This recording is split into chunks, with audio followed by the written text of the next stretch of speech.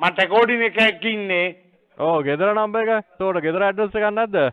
ඔව් ගෙදර තියෙනවා. මේ අඩෝ මම ඔක්කොම රෙකෝඩින් එකේ ඉන්නේ 077යි මගේ නම්බරේ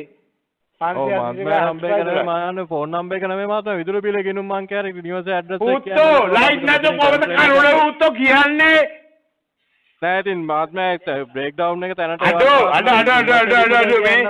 මේ ආපා උඹලා බොරු මර්සි දාන්න එපා හරිද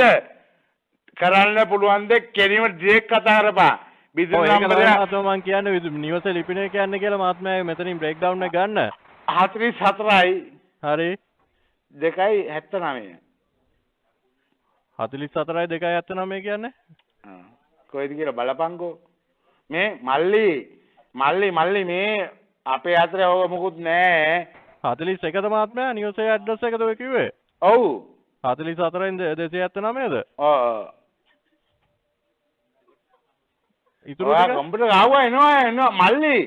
ඕක කම්පියුටර් එක ආපුවම එනවා මේ කතාව අහගන්න බොරු මර්සි දාන්න එපා හරිද ඔයාලා දාන මර්සි මට තේරෙනවා තේරෙනවද